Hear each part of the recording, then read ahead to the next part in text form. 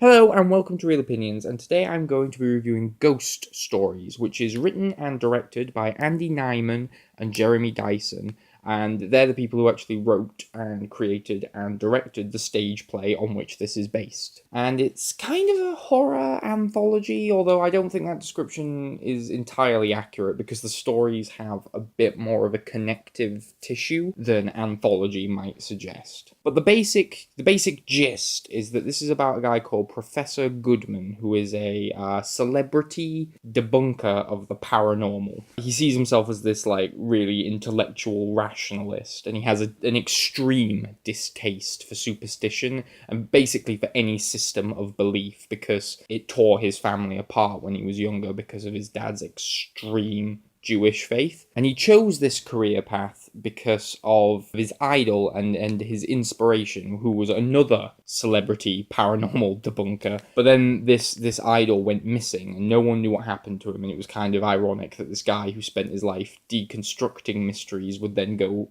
missing and become a mystery himself. So it's surprising when Dr. Goodman is actually contacted by this guy out of the blue. He goes to visit him, and basically his inspiration has now done a complete 180 and now believes in ghosts. What the guy says is, look, here are 3 cases that I cannot, with my rational mind, even I can't explain what happened in these 3 cases. You take a look at them, and if you can tell me, if you can explain how this could happen, how these things could have happened without ghosts, without the supernatural, then great, I'll sleep easier at night, but I can't do it. And so what the film is then is Professor Goodman going to the 3 witnesses of these supernatural events, hearing their stories, which are then presented to us, and him trying to figure out whether or not there is a rational explanation for these things. There's also a more overarching story involving Professor Goodman himself that would be criminal to spoil. So that's the very basic gist of what this film's about, and I want to say, I don't like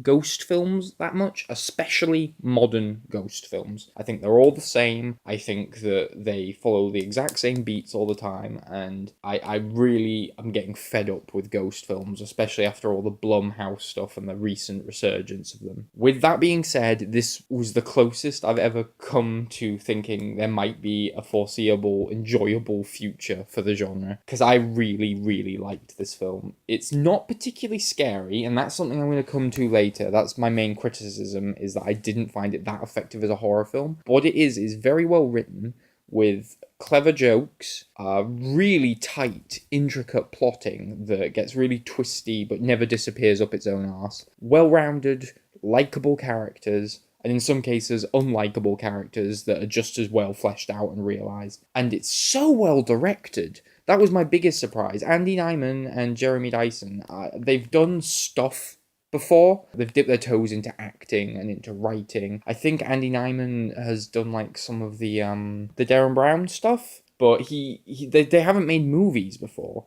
They've done the stage play, but I was so impressed by how well they've transitioned into big screen directing, because this looks so much better than all the Blumhouse stuff. This looks like a film made by someone who's been making films for years. All of the technical aspects are really well done, particularly the cinematography, in the horror sequences especially. They use the frame in a way that's always really unsettling and clever. The lighting looks brilliant. It's all great, and it means that the sort of tense build-up stuff, you're not just on edge because you're waiting for a loud noise, you're on edge because they have so well presented and mounted it all. Towards the end, as it gets a bit more fantastical, they do some really clever visual flourishes as well, so I was really impressed with their directing. I was also really impressed by all of the performances. We have people like Martin Freeman and Paul Whitehouse, who, if you're English, you'll recognize him from adverts or TV. If you're American, maybe not, but they give fantastic performances, but particularly Andy Nyman, who is the person I was most impressed with throughout the whole thing, for his acting, for his writing, and for his directing. I thought he was great.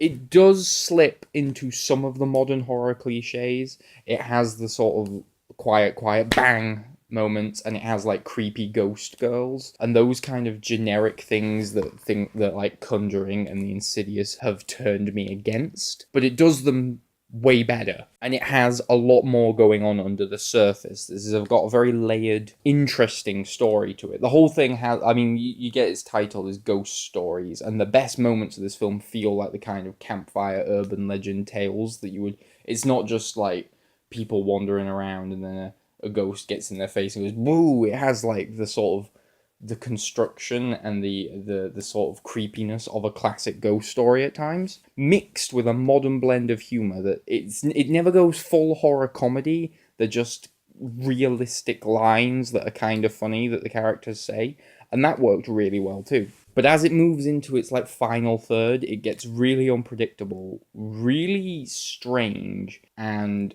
quite dark, and I loved the final third of this film in the same way that I think you love a particularly good episode of Black Mirror. The way that it all gets flipped on its head at the end, and the way that you realise there've been subtle clues leading up to events throughout the film. It's something that I would honestly want to watch again because of how well it all fits together in the end, and because of how smart it is. It does put some slightly clever spins on things you've seen before. There's a great joke about phone signal reception, which is obviously something that if you watch horror films you get fed up of quite a lot, because there's always, oh, there's no signal out here, which is a problem no one ever has in the modern day, but they have quite a good joke about that. And there's also the fact that the main character is a professional skeptic, means that the thing that's often quite annoying in these ghost films, where you have to watch people be unreasonably cynical about stuff that's obviously supernatural, that's made more interesting by the fact that the main character's job is to find rational explanations for things.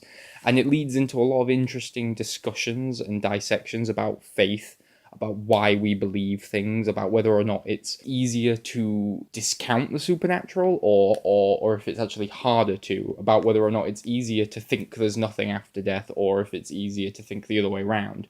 And it gets quite deep into some of that stuff, which made it, again, a lot more interesting than most modern ghost movies. So yeah, my main problem with it was that it wasn't that scary, because a lot of the time it does these really fantastic build-up sequences where you're waiting for something really creepy to happen. And like I said, it uses the frame so perfectly. It uses things like focus and sound to really get under your skin.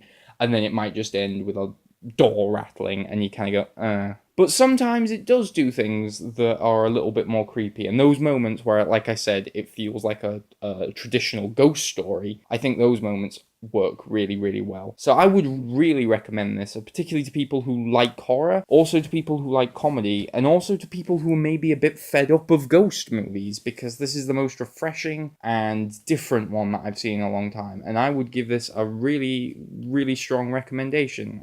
An 8 out of 10 at least. It doesn't feel like a play either. That was the other thing. A lot of times when you watch these movies adapted from plays, it can feel very, very theatrical. You know, people sat in rooms for ages. And there are bits like that. There are some lengthy conversations, like the scenes where Professor Goodman is interviewing people. Like lengthy dialogue scenes. But A, they're well made and they're well performed, so you don't mind. And B, I think they keep finding new ways to make it feel cinematic. And I was impressed by how cinematic it felt throughout. So yeah, I would urge people to check this out, especially if they're thinking about watching some shitty Blumhouse horror instead. See this one. It's clever and it's well made.